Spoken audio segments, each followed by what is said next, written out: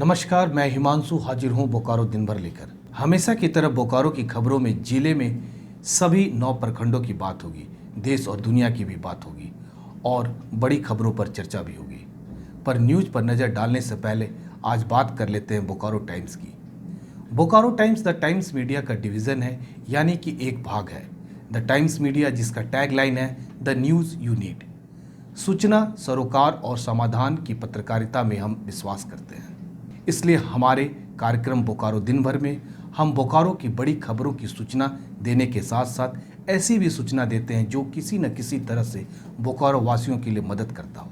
और इन्हीं संदर्भ में आज कवर स्टोरी में बात होगी थायराइड की और थायराइड से संबंधित बीमारियों के लक्षण की। इससे संबंधित बीमारी हमें कैसे परेशान करती है। जहां तक खबरों की बात है, रफाल लड़ाकू विमान भारतीय वायुसेना में शामिल हो गया। इसकी चर्चा करेंगे। भारत में कोरोना के मामले एक दिन में रिकॉर्ड बढ़ोतरी हुई है, इस पर भी बात करेंगे। झारखंड के बड़े खबरों पर भी होगी नज़र और भी बहुत कुछ, लेकिन पहले देश और दुनिया का हाल। रफाल लड़ाकू विमान आज भारतीय वायुसेना में शामिल हो गया है। हरियाणा में अंबाला एयरफोर्स स्टेशन में हुए एक कार्यक्रम के दौरान रक्षा मंत्री राजनाथ सिंह की मौजूदगी में इन विमानों को वायुसेना के बेड़े में शामिल किया है। फ्रांस की रक्षा मंत्री फ्लोरेंस पार्ले भी मौजूद थी। ड्रोन मॉरेटोरियम मामले की सुनवाई करते हुए सुप्रीम कोर्ट ने कहा कि बार बार मामला टाला जा रहा है। अब इसे आखिरी बार टाला जा रहा है, वो भी फाइनल सुनवाई के लिए 28 सितंबर तक। तो सभी पक्ष अपना जवाब दाखिल करें और मामले में ठोस योजना के साथ अदालत आए। हरियाणा के कुरुक्षेत्र में केंद्र सरकार के खेती से संबंधित अध्यादेश के खिलाफ किसानों का प्रदर्शन, NH-44 भी किया था जाम। पुलिस ने भी की हल्की लाठीचार्ज। भारत में कोरोना केस लगातार बढ़ रहे हैं। अब कोरोना मामला 44.5 लाख के पार हो गया है। भारत में एक दिन में सबसे ज्यादा 95,735 मामले आए सामने। 1,172 लोगों की हुई मौत। सप्ताह के चौथे दिन सेंसेक्स 646 अंक और निफ्टी 171 अंक बढ़कर बंद हुआ।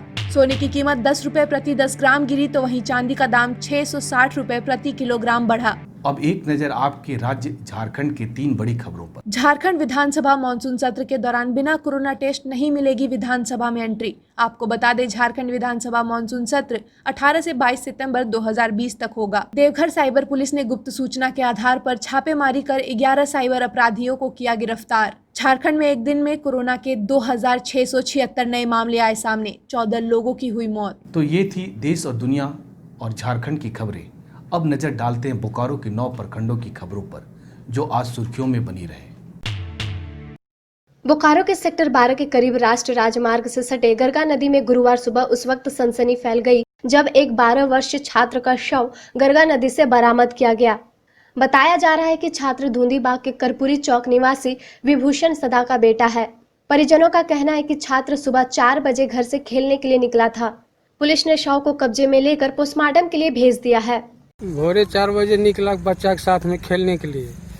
अब खेलते खेलते इधर नदी तरफ आ गया। नदी के पास में आके अब इधर में नहाने लगा। कोई कैसे हुआ तो हमको मालूम नहीं है। सेक्टर 12 थाना का एक 12 वर्षीय लड़का जो सुबह में 6 बजे नदी में नहाने के लिए आया था, वो नदी में डूब गया है। नहीं, छलांग नहीं लगाया है, इसलिए बेचारा नहाने गया था। 12 साल का है, अल्पवयस्क है, बालिग भी नहीं है। सवेरे उसको घूमने के लिए आया था, इसका दादा का बोलना है, और शायद आगे जाके नहाना शुरू कर दिया। उस पार में लड़का बहते बहते डूबते हुए आ रहा था और साइड से 2-3 लड़का था, बचाव करके।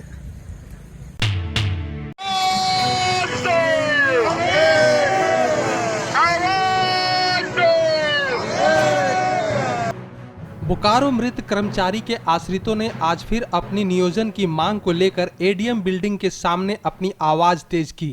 हम लोग बोकारो मृत कर्मचारी आश्रित संघ के बच्चे हैं।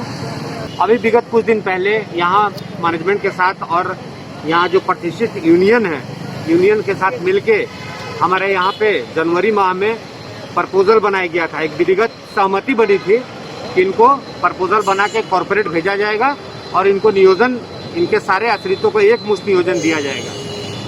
उसमें जो अधिकारी थे उनकी बदली हो गई। उसके बाद हम लोग लगातार यहाँ आंदोलन करते रहे। एसडीओ साहब के नेतृत्व में एक त्रिपक्षीय वार्ता बुलाई गई, जिसमें यूनियन के अधिकारी, एसडीओ साहब यहाँ के वरीय अधिकारी जैसे सीजीएम साहब और ईडी साहब उपस्थित थे और हम लोग 2 आश्रित के प्रतिनिधिगण उपस्थित थे। उसमें हम लोगों ने मांग की थी कि आखिर जो आप लोगों ने प्रस्ताव भेजा है उसको कब आप लोग पास कराएंगे। कोई एक तय सीमा होनी चाहिए। हमारी आर्थिक और मानसिक स्थिति खराब हो रही है। हम लोग खाए पिए बिना मर रहे हैं। हमारे पिता यहाँ काम करते करते मर गए। हमारी माँ भी मर रही है अब धीरे धीरे रोग से। आखिर हम लोग कब तक ये बर्दाश्त करेंगे। इसमें हम लोगों की यही मांग है कि 14 सितंबर को होने वाली बोर्ड बैठक में अगर हम लोगों का ये प्रपोजल पास करा के हमारी नियोजन प्रक्रिया को अविलंब स्टार्ट नहीं करते हैं तो हम लोग दिखा चुके हैं और दिखा भी देंगे कि कितना बड़ा आंदोलन हम लोग यहाँ छेड़ सकते हैं। कोरोना के बचाव, रोकथाम और उपचार से संबंधित गुरुवार को एनआईसी के सभागार में झारखंड के मुख्य सचिव सुखदेव सिंह की अध्यक्षता में रांची के राज्य के सभी उपायुक्त के साथ वीडियो कॉन्फ्रेंसिंग की गई, जिसमें बोकारो जिला के उपायुक्त राजेश कुमार सिंह भी शामिल हुए।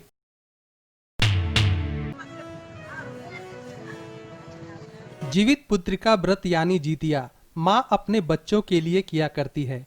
इस पर्व की शुरुआत भी तीज और छठ पर्व की तरह ही होती है।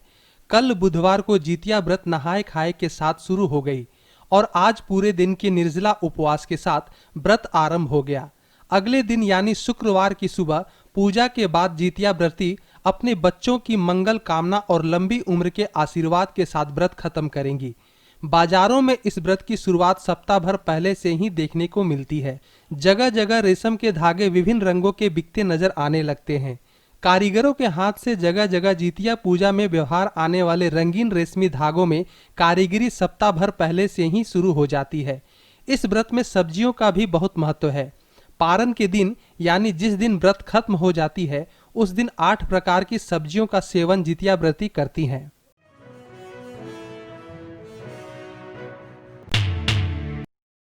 बीएसएल अग्निशमन विभाग में बुधवार को हाई प्रेशर कंप्रेसर मशीन का उद्घाटन अधिशासी निदेशक अतुल भौमिक ने किया।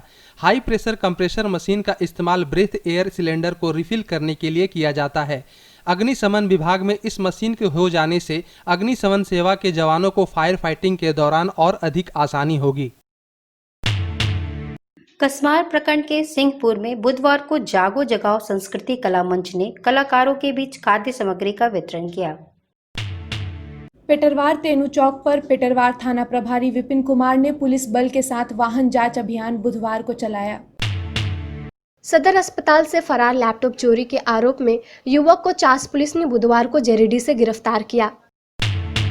नावाडी और चिरुडी गांव में राष्ट्रीय तंबाकू नियंत्रण कार्यक्रम के तहत जिला तंबाकू परामर्श कार्यक्रम पदाधिकारी ने अभियान चलाकर 9 दुकानों में छापेमारी कर गुटखा जब्त करते हुए 200 रुपए का जुर्माना लगाया।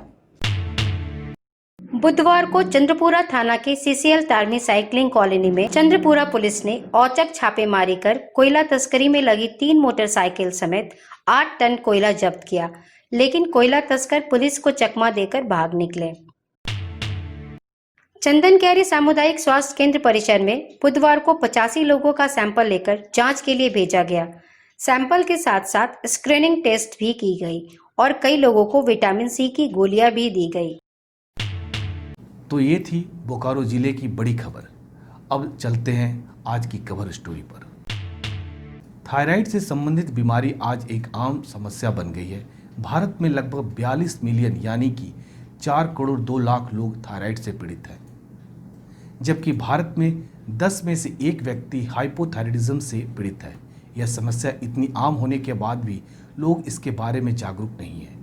लोगों को पता तो है कि यह एक बीमारी है और इसके लिए दवाइयाँ खाई जाती है, लेकिन थायराइड क्या है और यह कैसे हमें प्रभावित करता है, इन सब के बारे में कई थायराइड के पेशेंट्स को भी पूरी जानकारी नहीं होती है।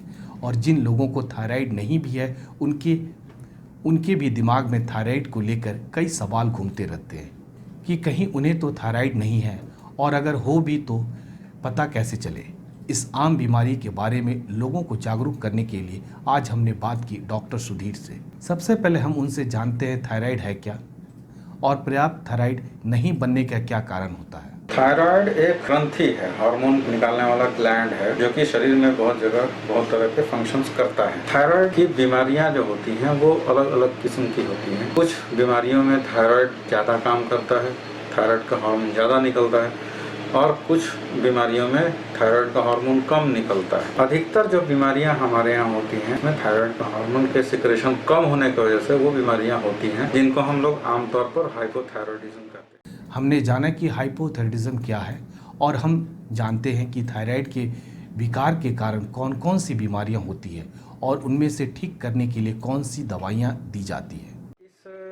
स्थिति में जो पर्याप्त थायराइड हार्मोन नहीं बनता है, जिसमें कि T3, T4 ये 2 हार्मोन्स होते हैं, तो उनके रिस्पांस में TSH नाम का हार्मोन होता है वो बढ़ जाता है। तो आमतौर पर डायग्नोसिस के लिए हम TSH को यूज करते हैं। थायराइड का विकार बहुत सारी बीमारियों का कारण होता है, जैसे कि डायबिटीज, सबसे कोलेस्ट्रॉल की गड़बड़ी, महिलाओं में मासिक की गड़बड़ी या बांझपन होना, या बच्चों में जो गर्भवती महिलाएं हैं उनमें मानसिक विकास का कमी होना, बच्चों का पैरों का सूजन, त्वचा में रूखापन या गर्भधारण में कठिनाई, ये सब चीज होता है। तो इसलिए थायराइड की बीमारी जो ये वाली होती है जिसमें थायराइड का फंक्शन कम होता है, इसको ठीक करने के लिए कोई दवाई नहीं दी जाती है। इसमें जो दवा दी जाती है वो एक सप्लीमेंट है, ऊपर से थायराइड का हार्मोन को सप्लाई किया जाता है, जो बहुत सारे नाम से आता है। लिवोथायरॉक्सिन आमतौर पर कंपाउंड का नाम। अपेक्षाकृत पुरुषों में ज्यादा पाया जाता है, लेकिन एज बच्चों में भी पाया जाता है, बड़ों में पाया जाता है, बुजुर्गों में पाया जाता है, जिसको आमतौर पर लोग अनदेखा कर देते हैं। खास करके डायबिटीज के पेशेंट्स होते हैं, धीरे धीरे करके जितने भी ग्रंथियां हैं, एंडोक्राइन ग्रंथियां, वो अपना काम स्लो कर देती हैं और वो पता नहीं चलता, आदमी ध्यान नहीं देता कि थायराइड का फंक्शन कम हो गया। हमने डॉक्टर से जाना कि थायराइड के कारण होने वाली बीमारियों के लिए दवाइयां नहीं दी जाती बल्कि सप्लीमेंट दी जाती है। और अब थायराइड के लक्षण क्या होते हैं और किस एज में थायराइड की शिकायत ज़्यादा देखने को मिलती है। आमतौर पर शरीर का सूजन होना, त्वचा का रूखापन होना, बाल झड़ना, ये सब चीजें होती हैं, भूख कम लगना, सुस्ती लगना।